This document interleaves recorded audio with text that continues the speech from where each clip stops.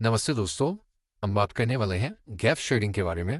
Indian market में gap fill होना की जो थ्योरी है वो बहुत ही नॉर्मल और बहुत ही कॉमन है कि मार्केट में गैप फिल होते हैं। और यहाँ पर ये जो गैप है ये आपको 17 सितंबर और 18 सितंबर के बीच में देखने के लिए मिला। अब इसको हम समझते हैं कि कैसे ट्रेड किया जा सकता है और कैसे हमें इसको प्लान करना चाहिए। सबसे पहले जब हम मार्केट को देखते हैं तो 18 सितंबर की जो मार्केट है वो डायरेक्टली गैप अप ओपन होती है और गैप अप ओपन होने के बाद मार्केट सस्टेन करता है अपने सेम लेवल पर। लेकिन मार्केट के ट्रेडिंग के दो बिहेवियर हो सकते हैं ओपनिंग के साथ, अगर आप गैप अप ओपन हुए या गैप डाउन ओपन हुए। अभी क्योंकि गैप अप है तो हम गैप अप का केस ले रहे हैं यहाँ पे।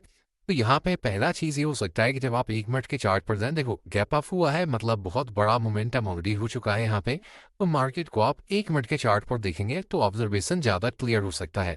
तो हमें 1 मिनट का चार्ट ओपन कर लेना है लोअर टाइम फ्रेम में। लोअर टाइम फ्रेम में जब आप मार्केट को देखेंगे दो तरीके से मार्केट रिएक्ट कर सकता है। एक, पहला मोमेंटम जो है वो बाइंग का हो और फिर आप करेक्शन लें मतलब प्रॉफिट बुकिंग आए और फिर दोबारा आप जो है वो रिवर्सल में बाइंग के लिए चले जाएं। अगर मार्केट को सस्टेन करना है और मार्केट को रिवर्स करना है मतलब मार्केट को सेम बाइंग वाला मोमेंटम जो है वो आगे लेके जाना है। लेकिन अगर मार्केट को नेगेटिव आना है जैसे यहाँ पे हुआ कि पहले प्रॉफिट बुकिंग आया और फिर मार्केट में बाइंग कंटिन्यू हुआ, तो ये हो सकता है मार्केट फिर यहाँ से बाइंग के लिए कंटिन्यू कर जाए। ये सेकंड सिनेरियो हो सकता है।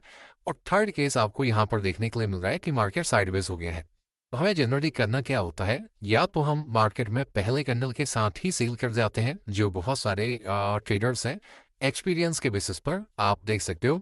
तो होता क्या है, पहले कैंडल पर ही सेल करके और अगर वो नेगेटिव बना है स्पेशली उसके ऊपर ऐसा डाल के और फिर मार्केट को कंटिन्यू कर लेते हैं, तो उस कंडीशन में भी यहाँ पर सक्सेसफुल है।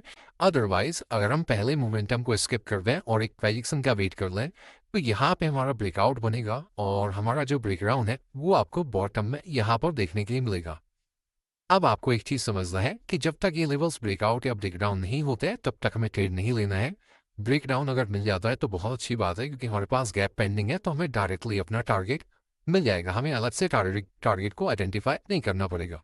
अब यहाँ पे जब ये ब्रेकडाउन आता है तो आप ब्रेकडाउन का पोजीशन देखोगे तो आपको क्लियरली दिखाई देगा कि पहले बायर्स ने ऑलरेडी ट्राई कर लिया सपोर्ट पे, उसके बाद सेलिंग उससे डबल स्ट्रेंथ के साथ आया है। तो पहली चीज तो है कि सेलिंग में स्ट्रेंथ आपको दिख रहा है, ठीक है।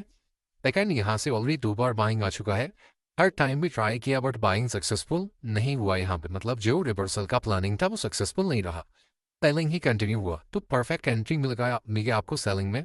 अब टारगेट क्या रखना है, तो टारगेट हम बॉटम तक भी रख सकते हैं या 1:1 1:2 जैसे भी आपको फॉलो करना है इसको आप कर सकते हो। तो यहाँ पे देखोगे फिर यहाँ से दोबारा रिवर्सल आ गया और थर्ड टाइम में आके इसने एग्जैक्टली गैप फिल किया और फिर बाद में आपको पूरा वो रिवर्सल देखने के लिए मिला है। तो गैप फिल हुआ यहाँ पे। पूरा टारगेट ना रखे, थोड़ा सा ऊपर की तरफ आप टारगेट रख सकते हैं, जैसे यहाँ पे 330 का लेवल है लगभग लेवल।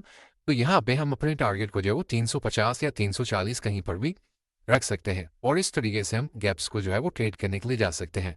बस जब तक कंफर्मेशन नहीं हो तब तक सिर्फ अपने थॉट प्रोसेस के ऊपर नहीं जाना है कि ऐसा होने वाला है। जब मार्केट आपको हमें दिखना स्टार्ट हो जाए कि मार्केट इस तरीके से चल रहा है, हमें मार्केट को जस्ट फॉलो करना है, हमें मार्केट के आगे नहीं निकलना है।